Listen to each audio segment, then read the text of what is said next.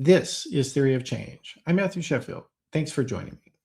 Public opinion surveys across the board have shown that Donald Trump's political support has declined massively across the board.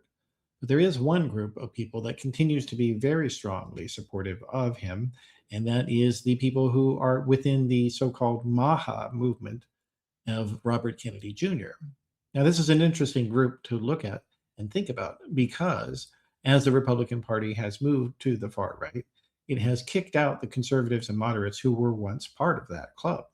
At the same time, they have picked up people like Kennedy and the people who like him, the hippie, wellness, naturalist obsessives who had long been associated with the far left. This movement of people like Kennedy and former Democratic Representative Tulsi Gabbard into the Republican Party was not the product of them changing their ideas. As we'll talk about in today's episode, these people were always conservative. The only thing that changed was the partisan label that they wanted to wear. The anti-science and anti-institution rhetoric that's the bedrock of today's Trumpism was actually very prominent from day one in the 1960s counterculture, through figures like Timothy Leary, Robert Anton Wilson, and others. Aaron Rabinowitz, my guest on today's episode, grew up on all of this stuff, so he knows it from firsthand personal experience. But he also knows it through his academic career and the fact that he's the host of two philosophy podcasts, Embrace the Void and Philosophers in Space. I hope you'll enjoy. Theory of Change is part of the Flux Media Network, so go to flux.community for more podcasts and articles about politics, religion, media, and society. And if you are able to support us financially, that would be great. You can support us on Substack or on Patreon. Just go to flux.community if you wanted to do it on Substack. And you can go to patreon.com/discoverflux. And if you have a paid subscription, you have unlimited access to the archives, but we also have free subscriptions as well if you can't afford that. But do consider leaving us a written review over on iTunes or Spotify or somewhere like that, wherever you happen to be. That's really helpful to help people watch the show or to listen to it and to find it. And if you're watching on YouTube, please click the like and subscribe button so you can get notified whenever there's a new episode. Thanks a lot. Let's get into the program. And joining me now is Aaron Rabinowitz. Hey, Aaron. Welcome to Theory of Change. Hey, Matt. Thanks for having me on. Yeah, so this is we're doing a double collaboration here. So people who if you like this episode on Theory of Change, we will be doing another one over on Embrace the Void very soon as well. So different topic thing. So if we didn't scare you away, that's it. Different yet weirdly related. Yes. All right. Well, so for today though, we're talking about what some people, there's a lot of words for what we're talking about terms. So some people call it pastel QAnon, some people call it conspirituality, other people call it right-wing hippieism, or high weirdness. There's many names for this. But let's start off first that I think a lot of people during the pandemic realized that many people who were kind of hippie coded suddenly became suddenly, quote unquote, they were observed to be very anti-mask and anti-vaccine, and then soon eventually joined up with Donald Trump and RFK Jr.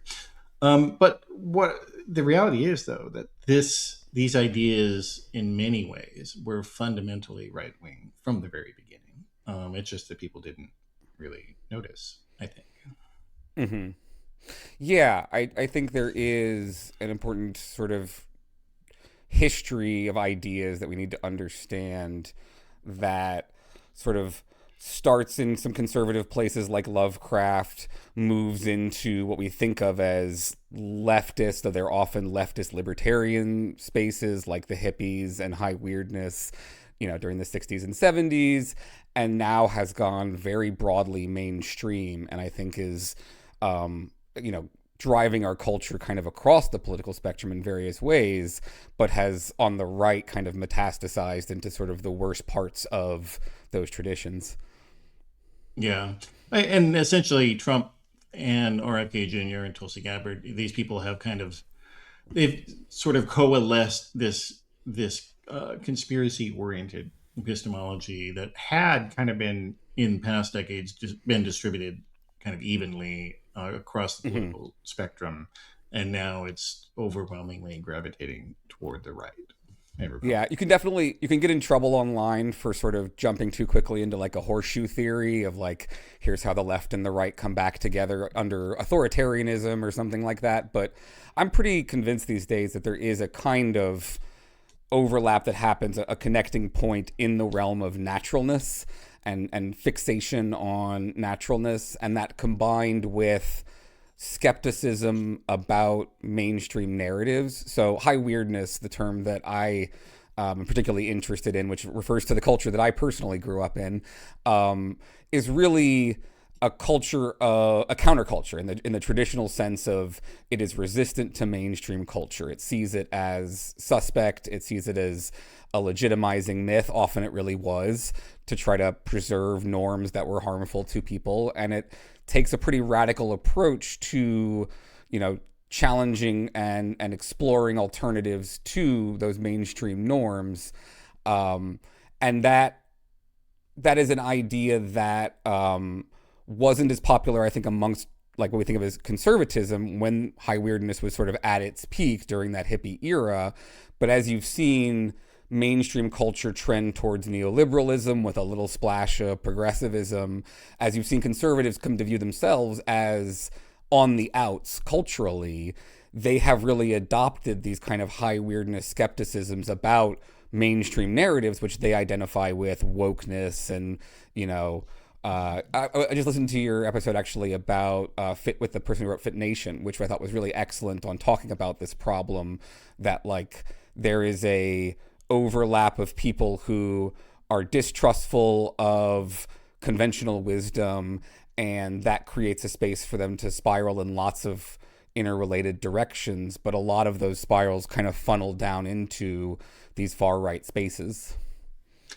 Yeah, they do. And it is, it does go back in a lot of ways to the belief in the natural. But there's some epistemic standpoints that we'll talk about as well further on in the episode.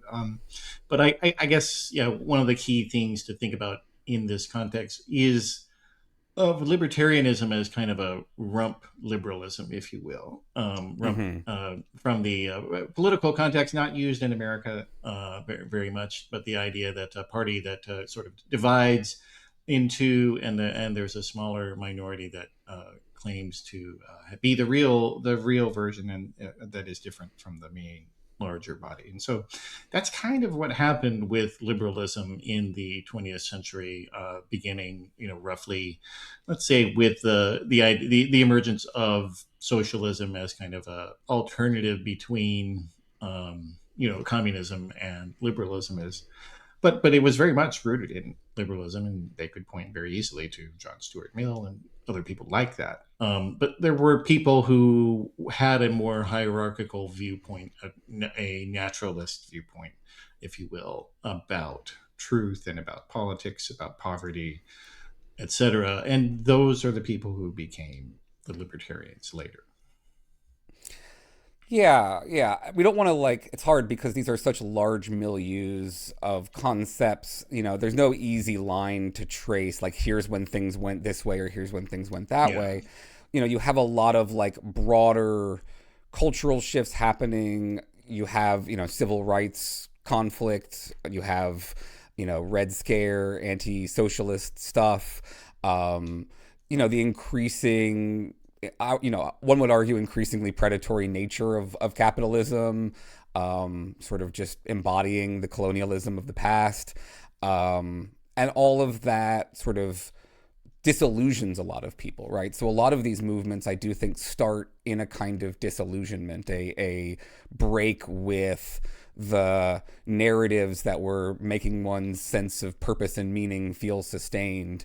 And then in the absence of that, there are attempts to try to explain why this is happening and attempts to try to see if there's a better alternative. And a lot of that ends up, like we want to say, a lot of that is very valuable, right? A lot of this leads to social progress that we now take for granted, sexual social progress and racial social progress.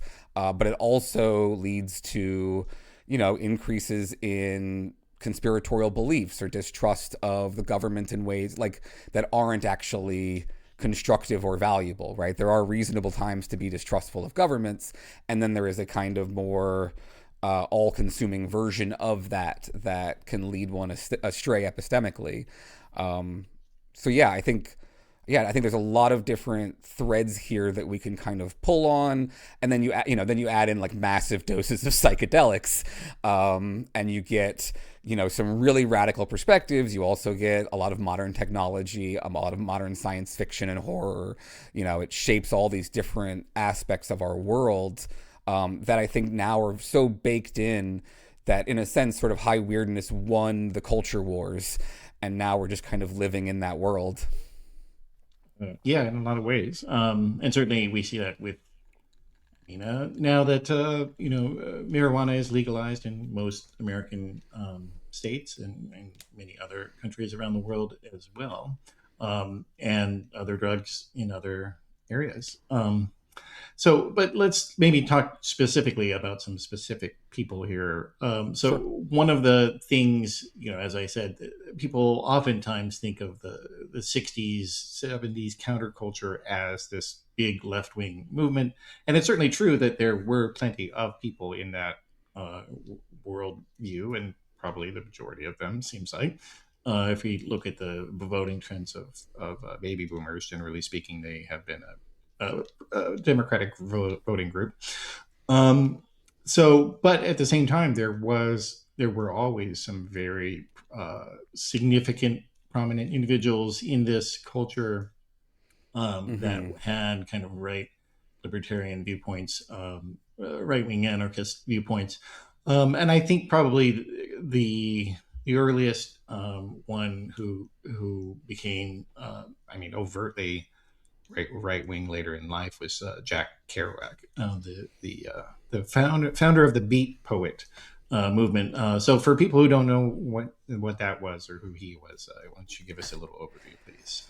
Sure. And like when I say I was raised in this culture, I mean my dad, a clinical psychologist, put on a one-man show for many years where he played Allen Ginsberg and performed Allen Ginsberg's poetry and looks very similar to Allen Ginsberg. It was a wonderful show.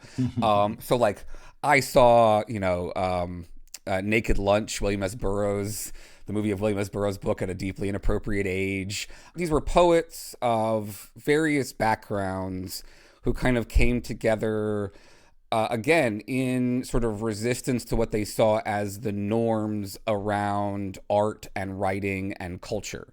And so they were very famous for things like rejection of editing. This isn't true of all of them, right? Ginsberg was like a compulsive editor, whereas folks like Kerouac would, make fun of him for that, right? They were very, you are self-censoring, I think is the line that the Kerouac stand-in gives in the Naked Lunch movie, where they're arguing about how to write.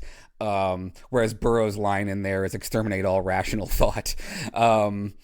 These guys were all really struggling with not fitting in with modern society, with thinking that it was very fake and hollow, which it was in a lot of ways, and we're looking for meaning elsewhere, and we're looking for it in drugs and promiscuous sex and homosexuality and like all these outside experiences. And so they became these kind of outsider figures, and they were very popular as a result of that. And then, of course, there was the irony of that, like you're being an outside figure who inevitably becomes commodified, right? As your ideas become more popular and mainstream, you become the thing that you have been resisting, and there's a lot of like resistance to that within it. And it's not surprising, I think, that to varying degrees, these individuals also had right-wing coded ideas or became more right-wing coded because a lot of this was reactionary. These were reactionary movements, and reactionary movements, whether they are left or right, can produce good ideas, but they can also just produce reactionary ideas. And I think a lot of what is essential to conservatism is steeped in certain kind of reactionary fear of progress away from what you perceive to be the ideal status quo. Yeah, or people living differently than you. Sure. And whether they have the right to do that. ultimately. And then there's also like, libertarianism is not a pure left or right thing either. I know left libertarians, who really hate the way that people understand libertarianism today. But also I think libertarianism has, as a movement, there's been a lot of problems because, as a also somewhat reactionary movement, it tends to endorse and support some pretty isolationist, harmful ideas. Yeah. Well, and I mean, that's where I would kind of put it, just as like a form of anarchism. I mean, ultimately, to me, and some people don't like it Mm-hmm. when I say this, but anarchism is operationally conservative, because it's saying that there should be no structures to stop sociopaths. And that ultimately is the problem, that if you have a society that says we will have no rules against mistreating the society itself, um, then ultimately you end up with the people who have the most money or the most guns. They're the ones who win. And that, when you look at history, that kind of is what happens. Seems like to me. Yeah, I would argue that there are flavors of anarchism on the more social, communal, smaller scale level that sort of buck that trend. But I do think there's a problem of scaling and a problem of, in a world Yeah. of larger scale societies, how do you avoid it not turning into what we are seeing as this kind of very laissez-faire approach to like morality? Yeah, and so as you mentioned, drugs obviously were a big part of this culture. Um, and I think people now, decades after the fact, it's easy to think about, well, these were people that were just trying to have fun or whatever, but that's not what a lot of them really saw themselves as doing. Like, they literally thought that they were rewiring their brains and discovering untapped potential of the human mind. And Timothy Leary, who was a Harvard professor that was became notorious for his advocacy for LSD, really was kind of the guy that was the centerpiece of this particular aspect of their ideology. And this dude was a straight up libertarian anarchist. And Leary had this phrase that really encapsulated this idea, which was a slogan. It was turn on, tune in, drop out. And I think that last part, drop out, is where his libertarian anarchism really came into play, because he was telling people, do not participate in society. Mm-hmm. You need to Mm-hmm. get out of it because it's all bad. Everything sucks about it, and you need to get back to the land, etc. Go inside your mind and be on drugs all the time or whatever, because this is how we can reach the future of humanity, if you will. Yeah, and here's where I think it's important to bring in another big movement that is a precursor to high weirdness, which is the New Thought movement. I try to drop this in whenever possible because it's fascinating to me. So this is a movement that arose in like the early 19th century, and it's what we now think of today as the mind over matter worldview, right? Which is again become very mainstream through The Secret, laws of attraction kind of stuff.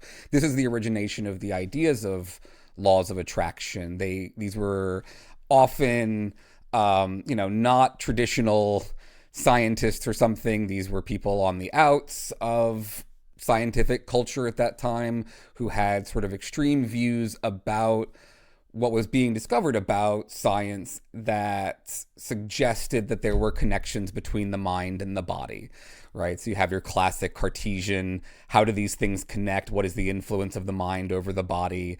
And these folks come along and say, they sort of think of themselves as flipping the script the way that like mentalists do or idealists do over the materialists, and saying, mind is prior to body in some ways. It is the defining force. It's not that we are at the whims of our physical structures. We can reshape them with our wills, essentially. So you get all of the a lot of positive psychology comes out of this. So many things are downstream of New Thought and sort of poisoned by it, because these were folks who lead to the ideas that if you will it, you can cure your own cancer, and that all disease is the result of bad mental thinking, which has the implicit victim blaming in it, where if you're suffering from something, you're just not willing yourself not to suffer from it hard enough. manifestation, laws of attraction. I often talk about how these things are just victim blaming at a cosmic scale, essentially. But they're sold, they're commodified as empowering, right? About mindfulness traditions. I'm a big fan of mindfulness traditions, but there are parts of the mindfulness tradition world, there are parts of positive psychology world that are really commodified, wellness. I mean, wellness is like I think the one we want to be most worried about. The wellness world is full of these kinds of mystical ideas, and a lot of that became popularized through high weirdness. So there was a phase of it being very popular during New Thought, and then I think it's brought back a lot by the psychonauts, by people like Timothy Leary, who, like you said, they see themselves exploring the mind, not just for fun, but for empowerment. We'll probably talk some about like science fiction. These guys heavily influenced science fiction, and you can really see these ideas in books like Heinlein's Stranger in a Strange Land, where it's all about, if you learn Martian, you can physically reshape your body and mind in ways that give you superpowers. Yeah, absolutely. And we will talk about Heinlein a bit here, but I did want to mention for anybody who is interested in the kind of we did a much deeper dive just on that topic with Jeet here on an episode that comes out before this. So I'll link to it. Nice. For anybody who wants to see that. But yeah, and a lot of these ideas were religious in origin also. Like that's the other thing about New Thought. And one of them, actually, there's a connection to Donald Trump in New Thought, because his childhood pastor was Norman Vincent Peale, who was one of the biggest proponents of New Thought. And he wrote all kinds of books about, trying to tell people that, yeah, if you have the right relationship with God and you have the right set of mindset, that literally anything is possible for you. So yeah, and like there's your origins of prosperity gospel right there too, right? Like, oh yeah, it is for sure. That's where it all comes from. Like, yeah, if you will it, it is no dream. Yeah, well, and so in a sense, this is so the religious side, this is an act of faith to have this, to have the blessings that God wants to give you if you have enough faith. But the secular side, and I think Carl Jung was also kind of in the mix in this regard as well. That this was the mid 20th century.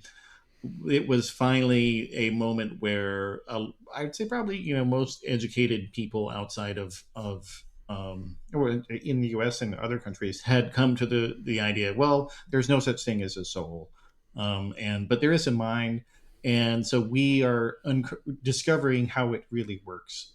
And so, like Leary, his big thing it's not really a philosophy, but he had this idea of he called it reality tunnels that everybody lives in. And so, if you took enough drugs, you could go from the tunnel that you inhabited mentally to other ones, and you could explore other realities. And this was so that, yeah, there's strong sci-fi connections to this, and this is people were doing philosophy without a net, if you will.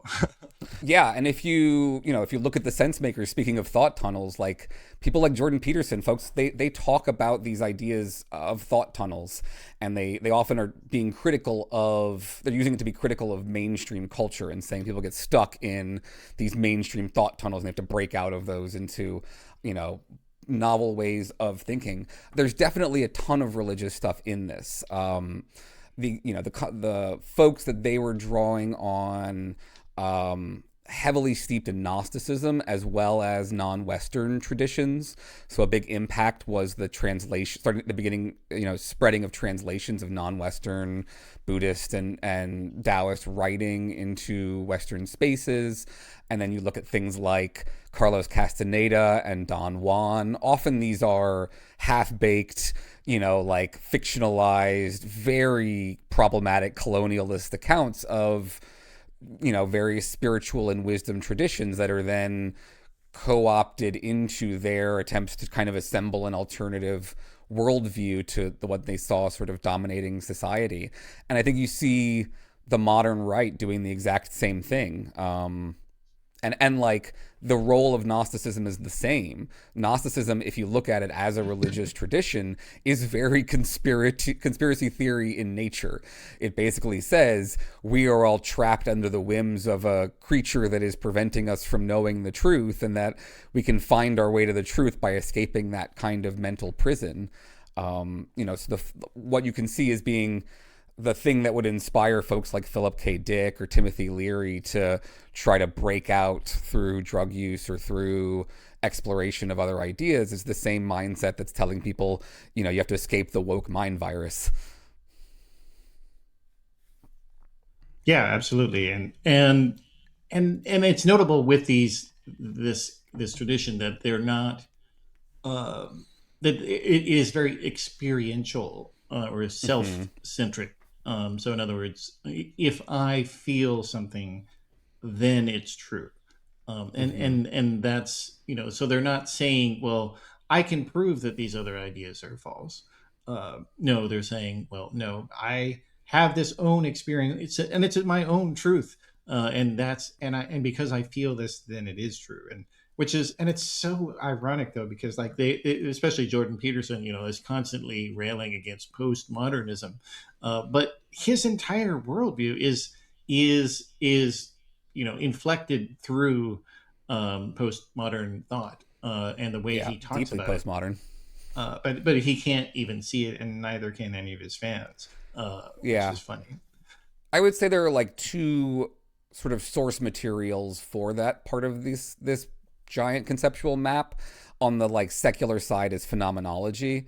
So you have your Fritz Perls sort of phenomenal therapy folks talking about, getting directly more in contact with our lived experiences, not filtering everything as much through our sort of rational assessments of things.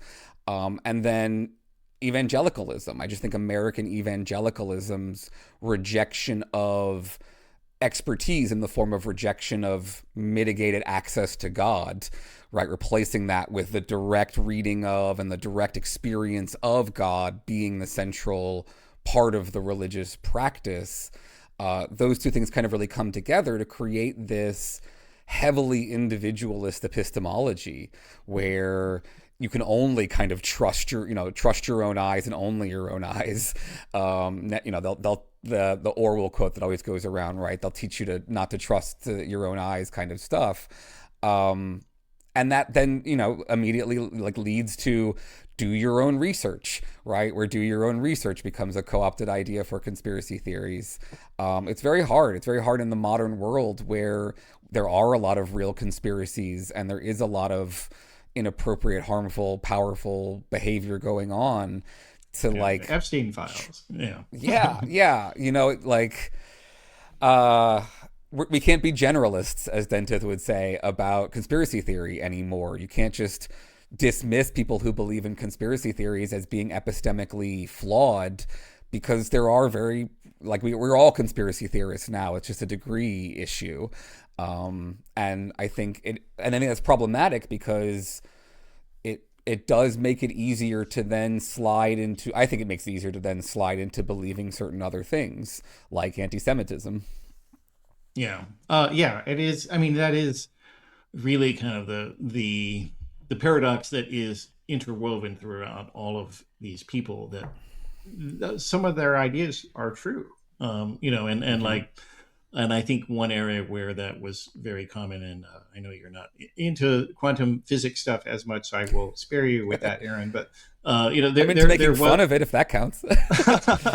Yeah, but there was a quantum physicist named David Bohm who he came up with a quantum theory, which has all kinds of it's mathematically sound, but it's not a commonly believed one. It's called the pilot wave, if anybody wants to look that up. But basically, this guy essentially was trying to say, but it wasn't even just Bohm. Like the quantum physics really did also kind of mess with a lot of people's interpretations of reality, and they didn't understand fully what it meant. So the and you see that just over and over. So I mean, David Bohm was an incredible mathematician, and he ended up getting all kinds of weird, ideas about mystical stuff and conspiracy theories, and so like this literally can happen to anyone, because Mm-hmm. there is some basis to these ideas. It's just we don't, unfortunately, in this country, have enough philosophical training, I think, in our educational system, and probably around the Mm-hmm. world. That's a general problem. And the way that people are trying to absorb ideas about reality as not being, as being perceptively accessed, is it, so these are ideas that are common within Hinduism and Buddhism and Mm-hmm. other Mm-hmm. Eastern traditions.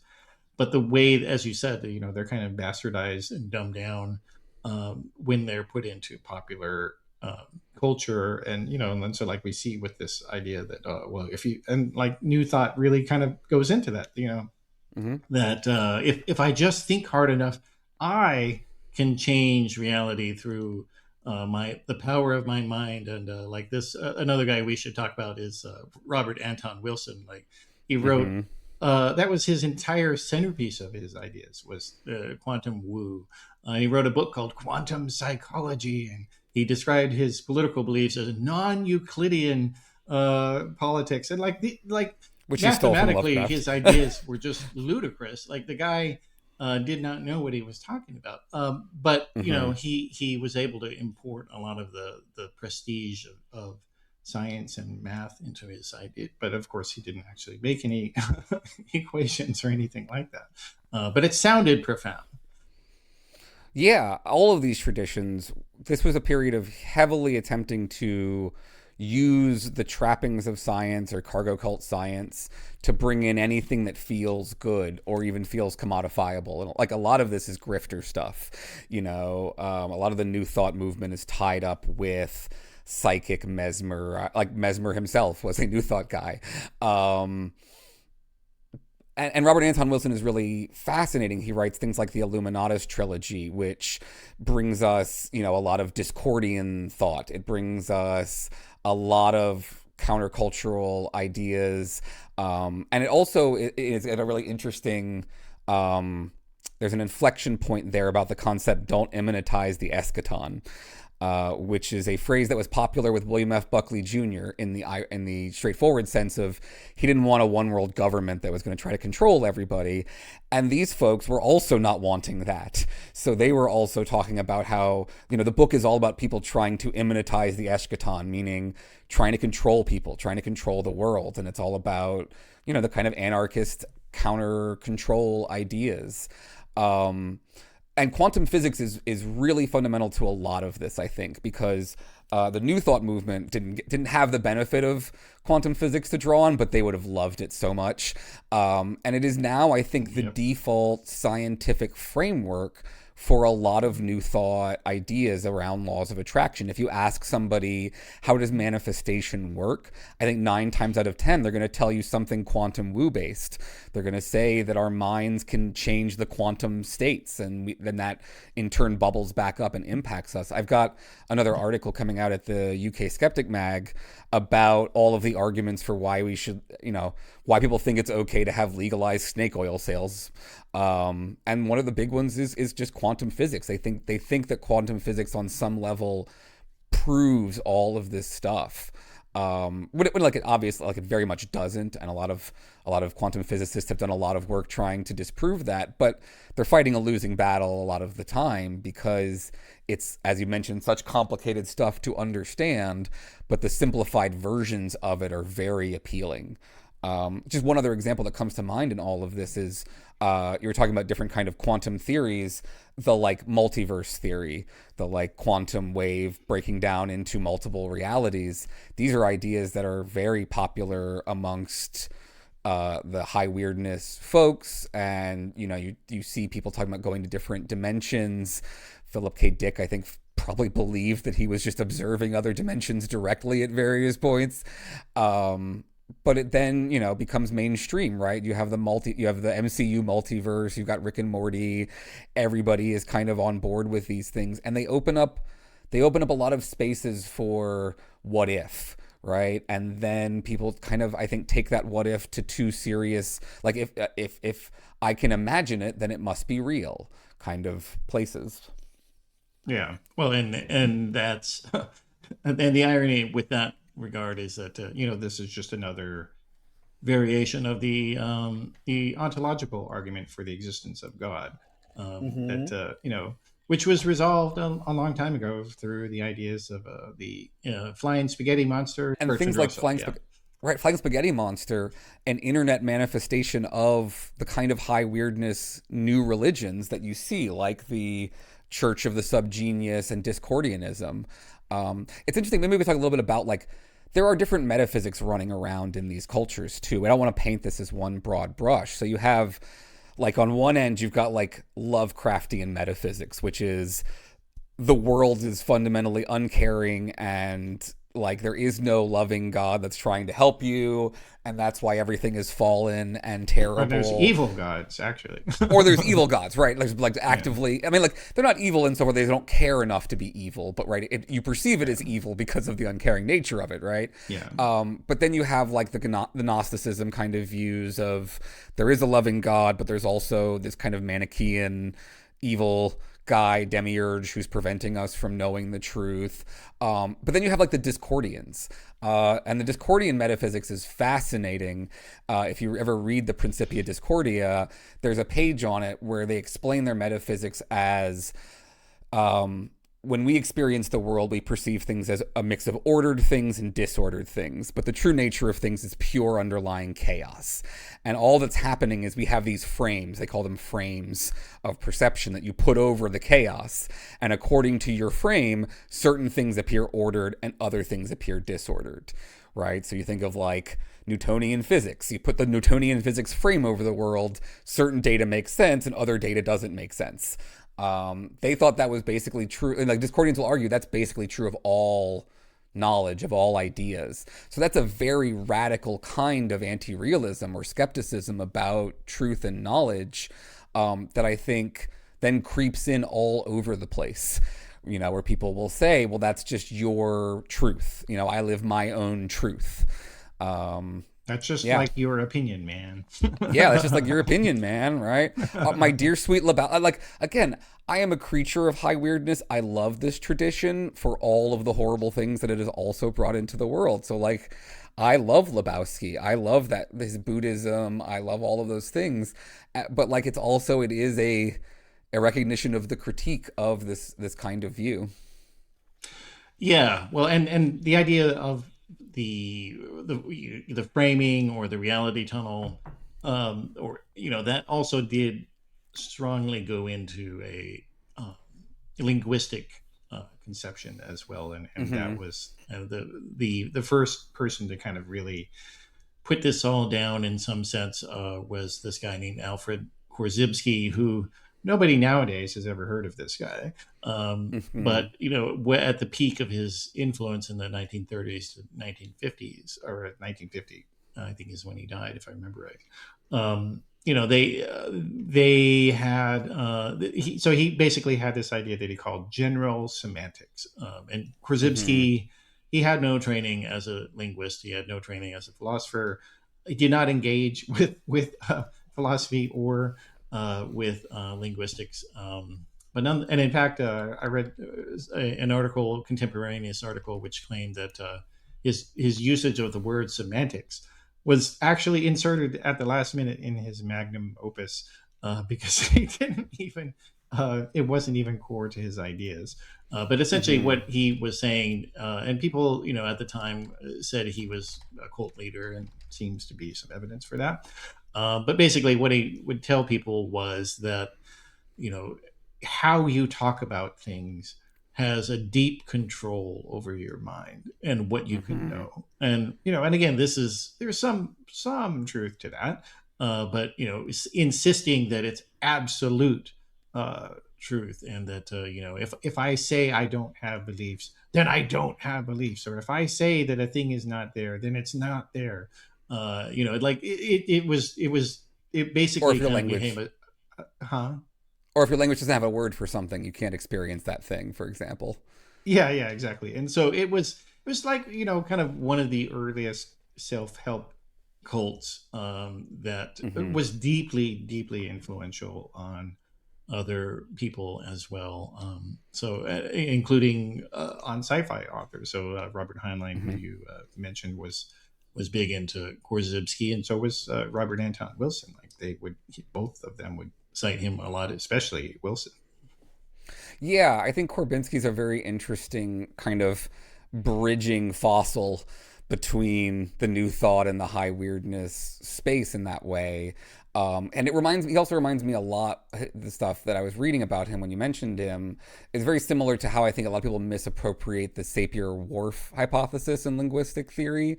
So this is most recently in the movie Arrival, where the aliens show up who have a different language, and when you understand it, you experience time non-linearly. The Sapir-Whorf hypothesis is just, in its weakest form, how your language can shape your experiences of reality. But in its strongest form, it's things like, I don't know if you remember the movie What the Bleep Do We Know, a really terrible I did not pseudoscience see that. movie that was very popular for a second back when I was in it, back when I was a kid. And one of the famous claims in that movie is the Native Americans couldn't see the boats when Christopher Columbus showed up because they didn't have a word for it. Wow.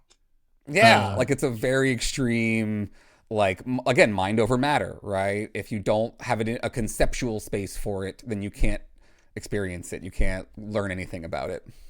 Yeah. Well, and I guess there's the common cliche, if a tree falls in a forest, no, it doesn't make a sound. Like obviously that is a false idea. But if you come from this mindset, it can at least be true, and maybe is true. If you have this, like that everything is perceptively accessed, and so it doesn't exist. And this is a form of idealism in many ways. But it's also, I mean, so the kind of paradoxical thing is that it expresses itself through post-structuralist language, but ultimately it is idealist modernism, is, if I think we could say, in a lot of ways that they believe that there is a objective reality, and that they know what it is, and Hmm. even if they don't, can't articulate it fully, it's what feels good to me. That's reality, not what feels good to you. No. Yeah. And that's often where it ties back to like conspiratorial thinking and distrust of experts.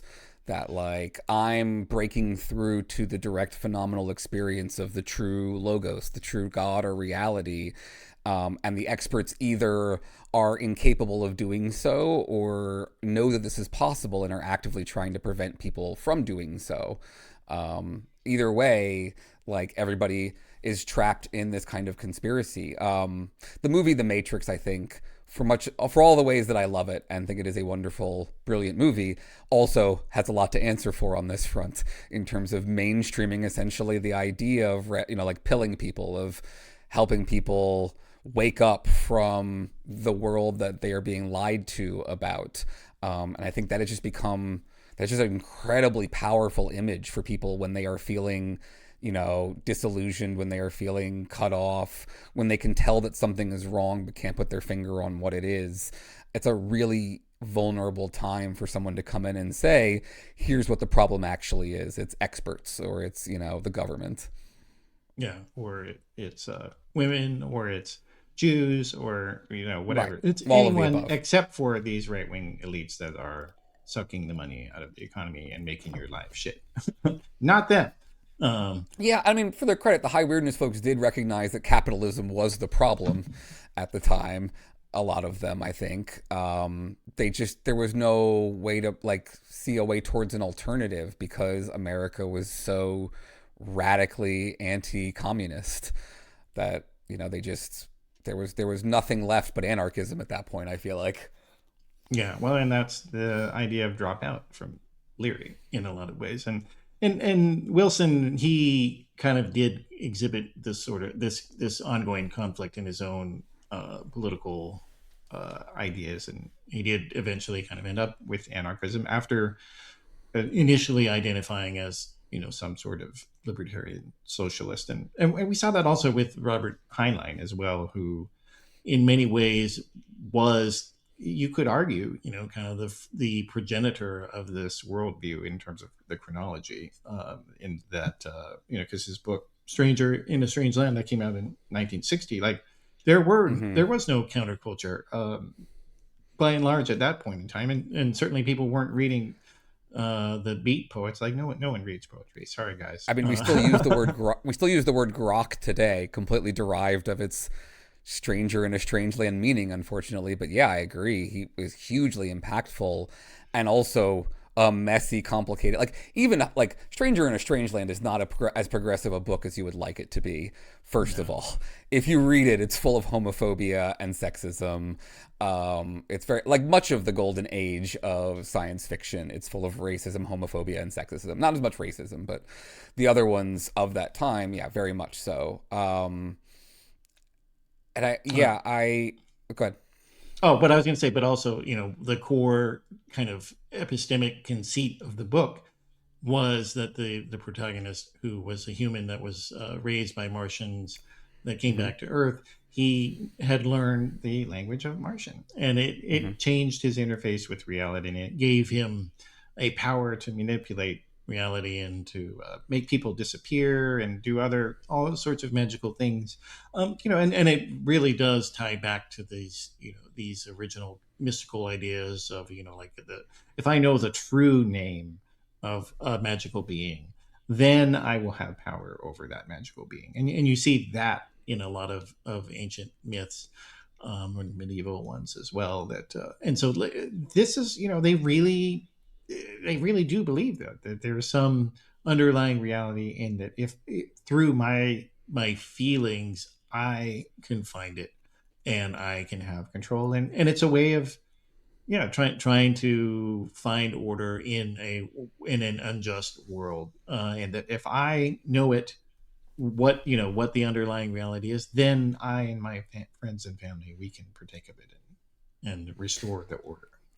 Yeah, I do a lot of when I'm not obsessing about conspiracy theory stuff and high weirdness, I'm interested in the philosophy of luck and how it relates to this thing called the just world belief or just world illusion, which is just our felt need for the world to be just.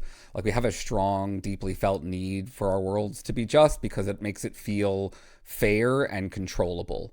And that illusion of control, I think that you're talking about there, is a big part of all of this, is that all of these traditions are wrestling with the loss of control that they experience in modernity, and they're trying to regain that sense of control, whether it's through mind over matter approaches, whether it's through drugs or some other kind of enlightenment mechanism, and at the same time through metaphysics that explain why things appear unjust but really actually are just.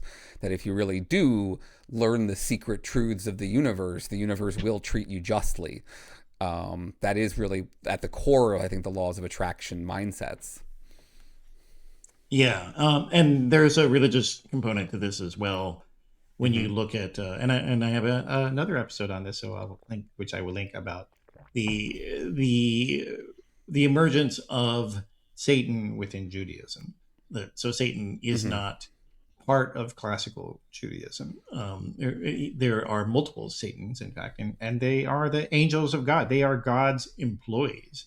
But it was only after the exile to the various exiles into the broader, Iran, Iraq area, Babylon, that when they came into contact with Zoroastrianism, that a lot of Jews began to think, well, maybe this explains why we keep getting taken over by all these people. And even though we believe in the most powerful being in the world and the universe, we always get our asses kicked. It's because of this bad guy, Satan, of the demiurge. Yep. And so that's where you see the kind of and so the apocalypse tradition of Daniel which then, of course, is imported into Christianity. But apocalypse isn't the end of the world; it is the revealing of how the world really is, and it is this spiritual struggle between Satan and God, and so that fits very nicely, which is why you do see a lot of people, once they do get into the QAnon beliefs, even if they weren't religious, they become fundamentalist Christians because it fits them so well. Epistemic. Yeah, there's a lot of forces, I think, that push that kind of convergence. The people you're hanging around with is also a huge influence, I think, in these scenarios. I think there's a lot to the idea that a lot of the interactions between gurus in sense-making spaces is about interpersonal connection and feeling, seen by this other person, but not in a way that is really actually conveying deep meaning or understanding. So there's a lot of, I think, people trying to kind of make up for the loss of sense of meaning in the modern world by filling it with these things that are not actually helpful for it. They don't actually fill that cup. Yeah. Well, and if we wind back the clock even further chronologically, so we've mentioned the ideas of kind of nothingness or skepticism within Hinduism and Buddhism, but within the European traditions there were these ideas as well, and the Pyrrhonian skeptics. Yeah, well, that's what I was going to talk about. Like, so that you had the skeptic movement in ancient Greece, which eventually kind of propagated into Rome as well, and it was divided between well, I guess I don't know if you could say it was divided necessarily, but because it seems like the academic skeptics won. But overall, like basically the Pyrrhonian skeptics had this idea that, well, no truths about reality can be known, and so therefore we will just live by appearances and how things seem to us. And that right there is a very conservative epistemology, I think, and it shows why so many of these people that have these high weirdness ideas, that they come to that because they are modern day Pyrrhonian skeptics. Like Robert Anton Wilson, when I read his stuff, I'm like, this dude, he's never heard of the Pyrrhonian skeptics, but he sounds just like them, except for he likes drugs, and those guys were a bit pathetic. But the academic skeptics, they grew out of the Pyrrhonian tradition, but they realized, well, okay, yes, it's true, we can't really know anything, but we're going to say whatever seems to be the best, explanation for something. We have to do something in this world. We have to act, and so we're going to go with the best proven explanation, but we won't cling to it. And that, to me, you can't be a skeptic unless you are a skeptic about yourself first. And that's the problem with this high weirdness and this, modern day, it's epistemic nihilism, I would say. Yeah, it's interesting. So like the apocryphal story about Pyrrho the skeptic, the father of Pyrrhonian skepticism, is that people had to follow him around to make sure he wouldn't get run over by a cart because he wouldn't believe that a cart was rolling towards him or something.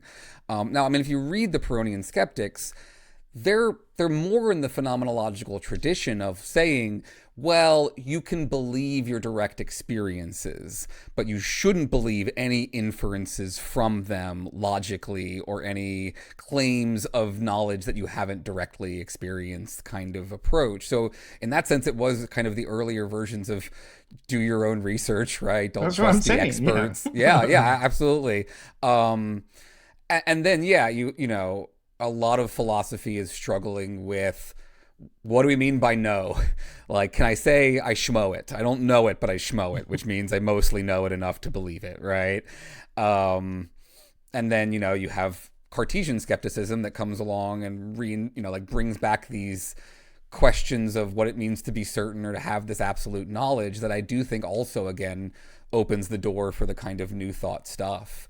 That when you can create that little space for doubt, lots of different kinds of anti-realism can get in. And you've mentioned a couple of times, and I think you're quite right, anti-realism in the sense of there are lots of different versions of anti-realism. There's a really good book I just interviewed the author of, Did the Science Wars Happen, where he lays out a bunch of different kinds of anti-realism, from the most extreme, Discordian, there is no objective truth, because there is no objective reality, there's just chaos, to like, there's objective truth, but we can't have access to it. Or there are multiple kinds of non-competing truth, right? Non-overlapping magisteria, as it were. And almost all of these kind of anti-realist traditions end up reinforcing conservative ideas, end up reinforcing reactionary worldviews, and are not, which is a problem because, like we say, high weirdness is across the spectrum. If you look over at the like social justice, woke, left side of the world that I live in and strongly identify with, one of the big problems over there, I think, right now is a kind of reactionary response to objective truth, to the idea that there is objective knowledge, and that's often, it's coded as rejection of objective truth as a tool of colonialism to oppress indigenous knowledge or non-traditional or non-scientific forms of knowledge. But it's a real problem, I think, because it does make people more susceptible to all of the kinds of woo and pseudoscience and medical misinformation that is running rampant right now. It just makes an easy permission structure for all of it. Yeah, I definitely agree with you there. And I mean, and I would say generally that, post-structuralism, it is, I mean, if you look at what they based it on, it's based on the writings of Nietzsche, ultimately. I mean, and that's a serious problem, because Nietzsche was, the father of fascism.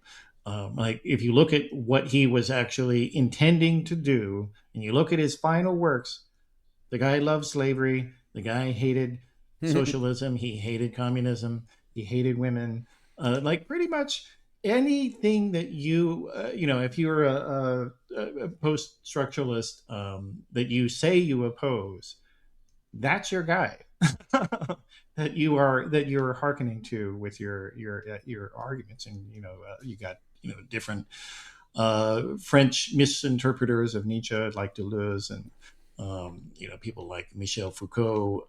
These guys, they've created this fantasy version of Nietzsche, and they don't understand that you don't need this. You don't need Nietzsche to argue that that politics is about control by established groups. You don't need Nietzsche to say that. You don't need him to say any of these things. And if you really want to go back to some ancient figures, or like an older person to anchor your ideas on, like, you should read the Sophists of ancient Greece. That's what you should do. Or you should read, the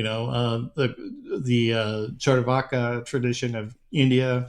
There's plenty of people you can look at if you really want to have some older figures to cite to.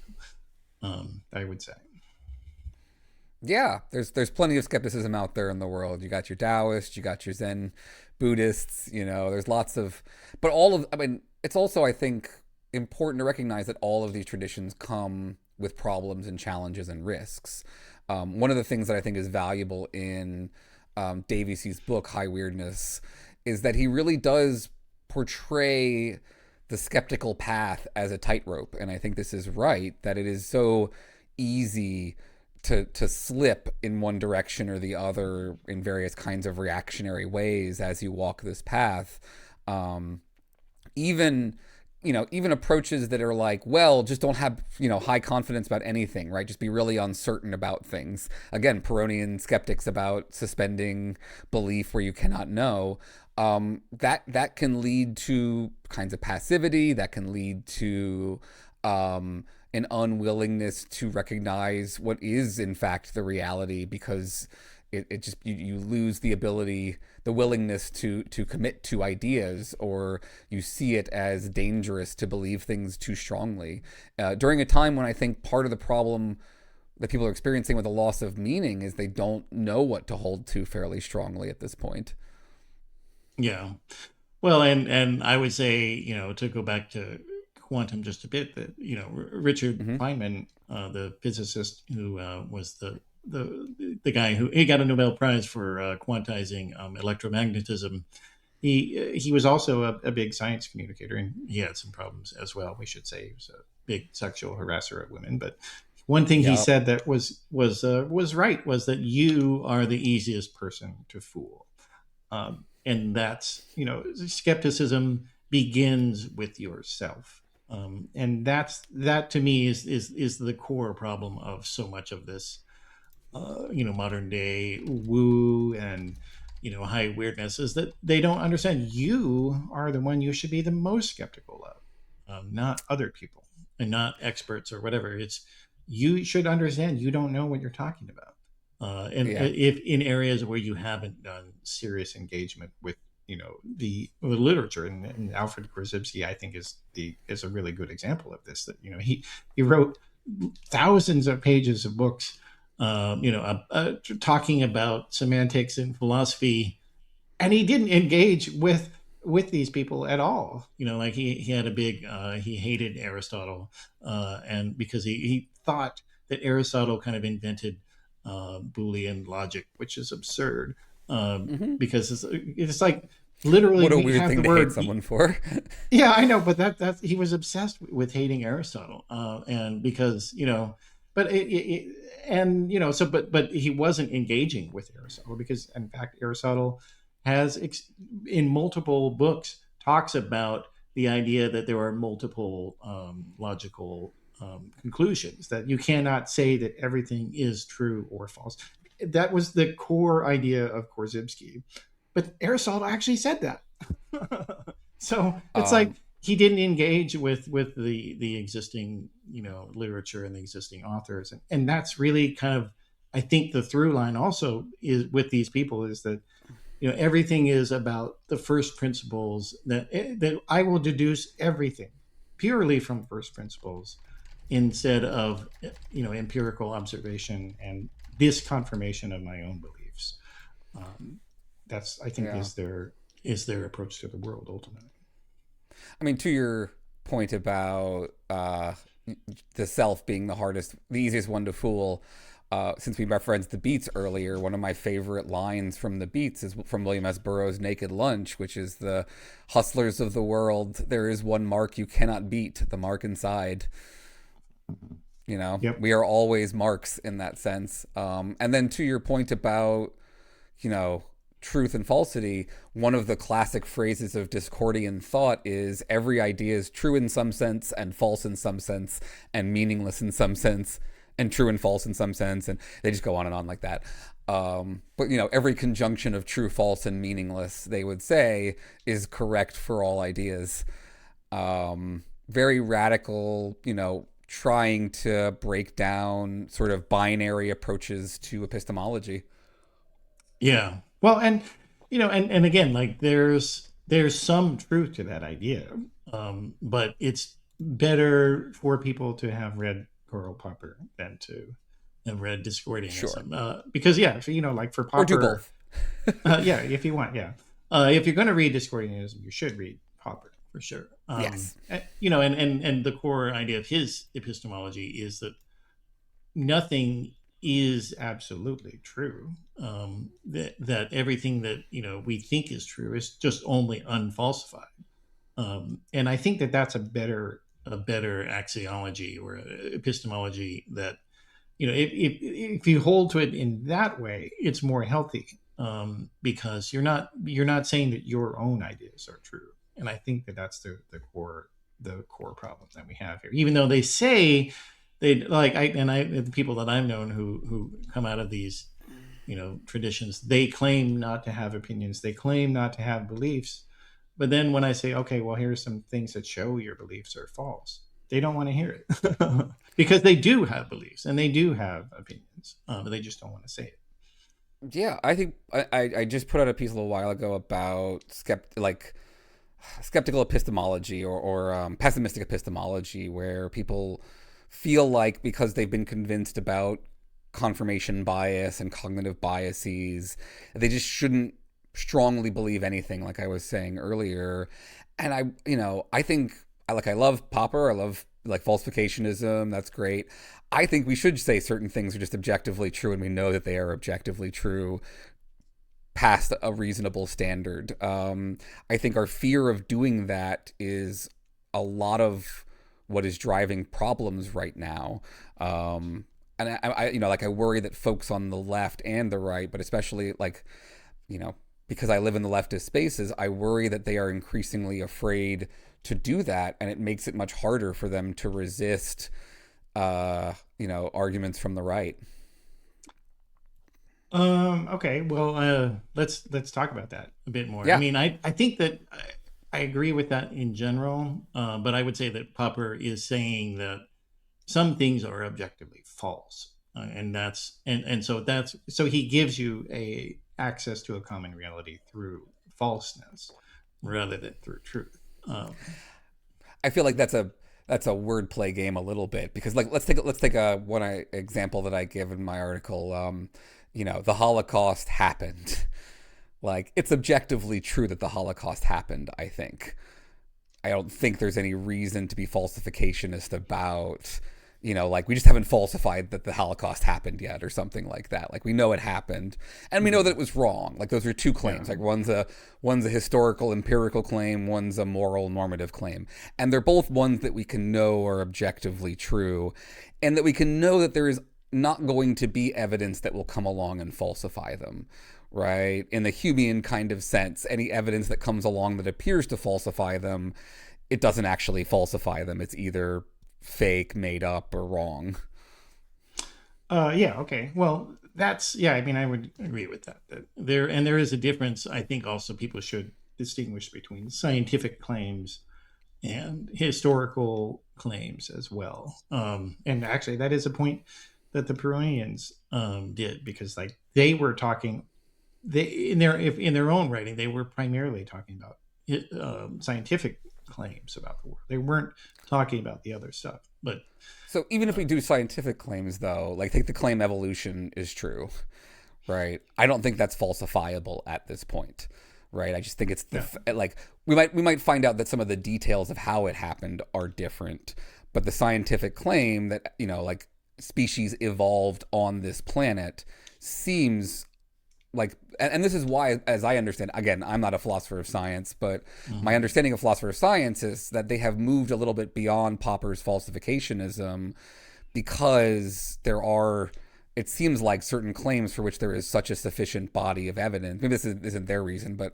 in my mind, it seems like a good reason. There are certain empirical claims for which there is a sufficient body of evidence that we know it's true, and that if we don't believe that such a thing is possible, I worry that we end up in a place where, we can't ever get full consensus on climate change, because people are like, well, some people think it's true and some people don't, and maybe it just hasn't been falsified yet or something like that. Yeah, well, that's a fair point. I think that's a fair point. And functionally true, perhaps, is a way we can think about it. But in terms of the science, though, there is this constant admixture, and we've talked about it a bit. But this idea of the occult also, and the occult was a very big thing for Wilson and a lot of these other people as well. And when you look at the history, there was this kind of intertwinement of personal experience and mystical thought, especially when you look at the early scientists. Some people might be familiar with the idea of Isaac Newton was very big into biblical numerology. He was very big into last days ideas, and Robert Boyle talked the kind of first real chemist. He was obsessed with angels and talking about how they were how we could communicate. Leibniz was a staunch advocate of the best of all possible worlds theory. Yeah, exactly. So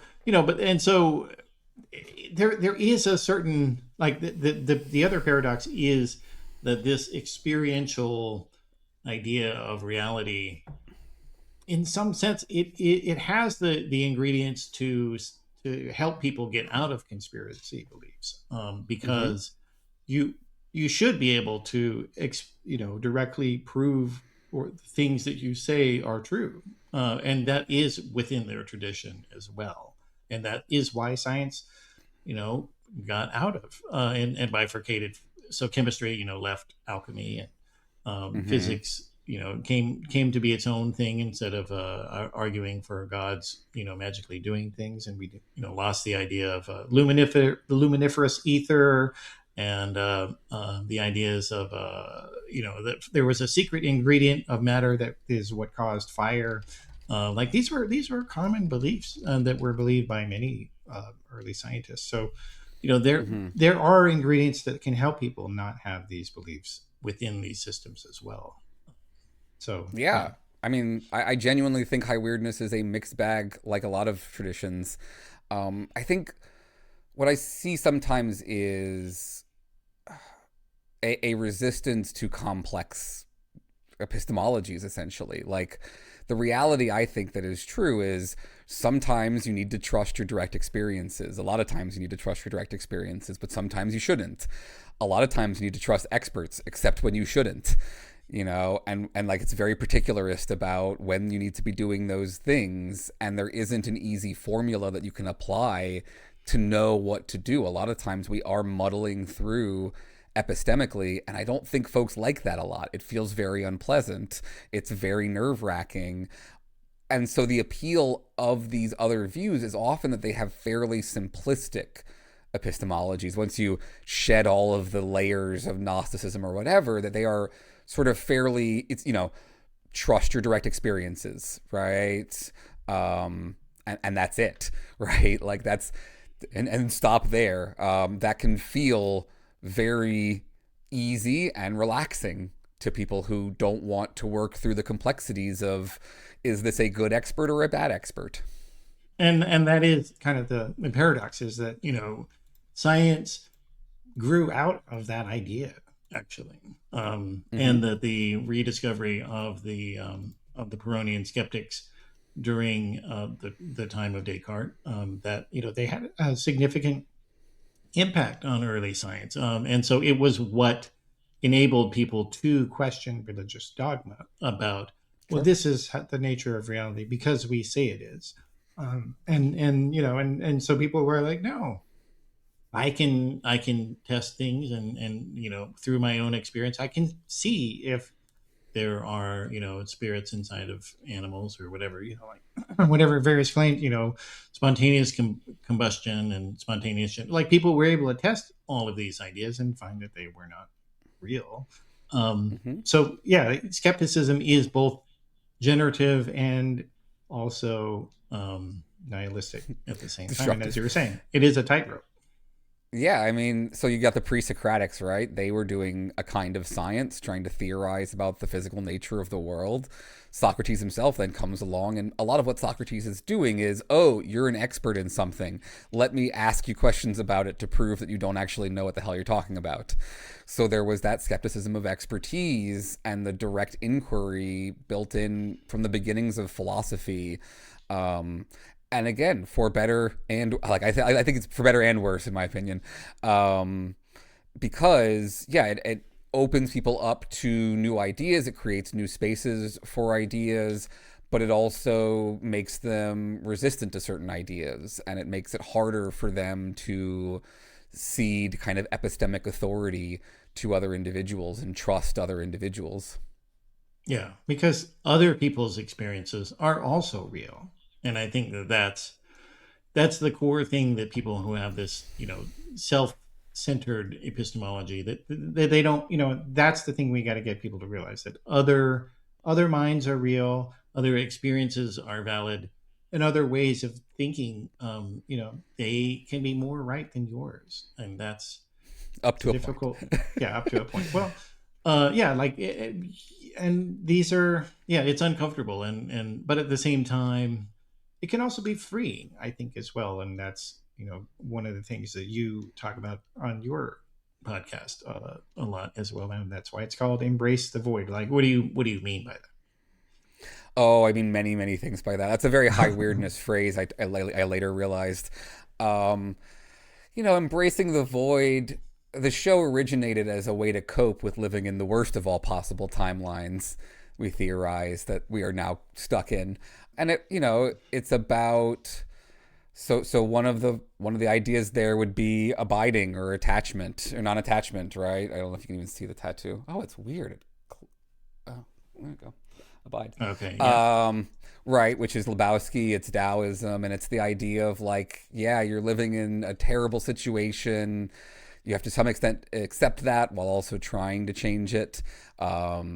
Non-attachment, I think, is a really meaningful approach to coping with reality, but it has to go hand in hand with acting to try to improve things for people. So, it can be embracing the void between us. There are gaps between all of our minds that make it difficult for us to have direct interaction and direct understanding of each other. And so making peace with that, it means lots of weird things to me. Well, and people can definitely check out what you mean by that on your podcast. I think we'll leave it there. So it's been a great discussion, Aaron. So where do you want people to follow you on social media if they choose to do so? Yeah, sure. You can check out my podcasts, Embrace the Void and Philosophers in Space, where we just talk about science fiction and philosophy a bunch.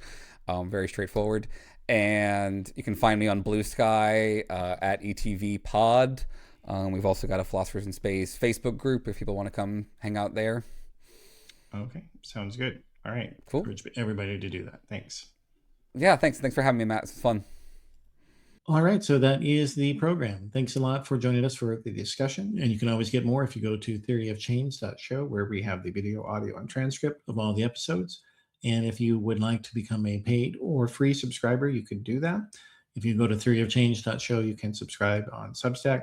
And you can also stay in touch on Patreon at patreon.com/discoverflux.